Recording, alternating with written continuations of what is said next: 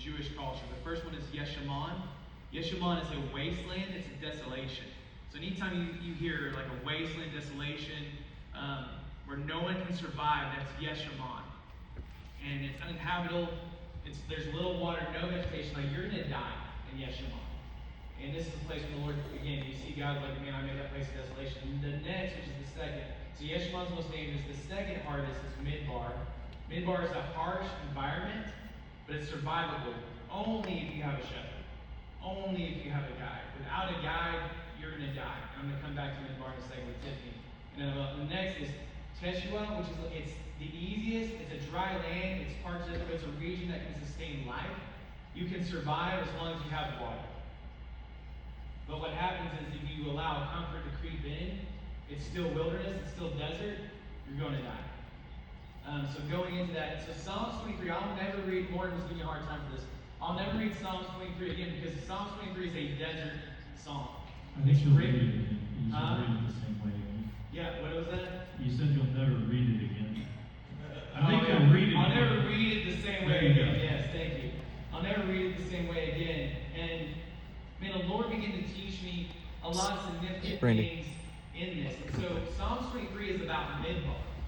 So it's about, it's right about being a Midbar.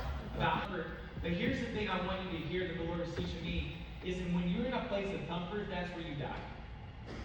That is where you die. Our culture is very much of a culture of comfort. And when you get comfortable in the wilderness, you find shade, and you're like, oh, this shade is nice. And there's a moment that Tiffany's talking about, I had to go to the restaurant, so the group goes ahead of me, and the minute they went around the turn, it was dead quiet, it was eerie.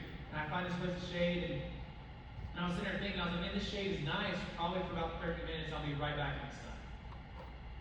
And if I were to stay here in this nice, quiet spot, in 30 minutes, the sun's going to be on top of me, and there's no water. I'm going to die in my comfort if I stay here. And so again, that's just what the wilderness begins to teach you, and how Psalms 23 is I don't know, hang on. like the Lord leads us. I think it just went away. Did you do something? For that moment, it might be a patch of green grass. He leads us to water for a moment. It might be just enough water to get you by No, for I a still hear it. second. He leads you to a place of shade. Like there's a tree, Roland had a picture earlier where I was sitting underneath the tree.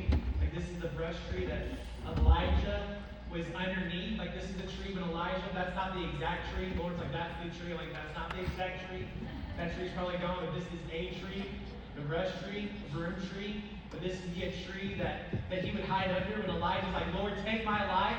I don't want to live anymore when he's being suicidal. This is the tree he found shade, and the Lord ministered to him and brought him water. But you can see there's not a lot of shade. It's not a place to stay. It's a place eventually we got to go. We got to go as the Lord teaches us in the wilderness. And so, again, like you see this throughout the whole psalm. Like as I walk through the valley of the shadow of death, like this is a place of death. If I stay, I'll die. But the Lord prepares a table for me before my enemies. He anoints my head with oil. His salvation overflows my cup. And again, like this is wilderness. And very much Israel is all wilderness. All three of these wildernesses, this is what Israel is made up of. Yeah. Part of this for me, as we were hiking down that, it was pretty treacherous in some places. And they're talking about the trail markers. If some of those trail markers weren't there, where the guide wasn't there, you could get yourself in a bad spot. You could get injured. You could probably fall off the side of one of these things, and it could have been pretty bad. And so, as I was sitting here taking through part of this, like what Jeremy had talked about a second ago, or Councilman Sellers, sorry, what they had talked about, what he had mentioned was, they weren't wandering. As far as they were concerned, they may have been wandering. The Lord knew where He was taking them, right?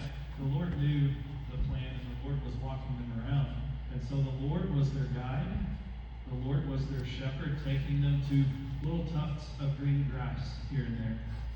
In the midst of all of these pictures that you can see, there's not a whole lot of lush pastures there. There's not tons of flowing water there.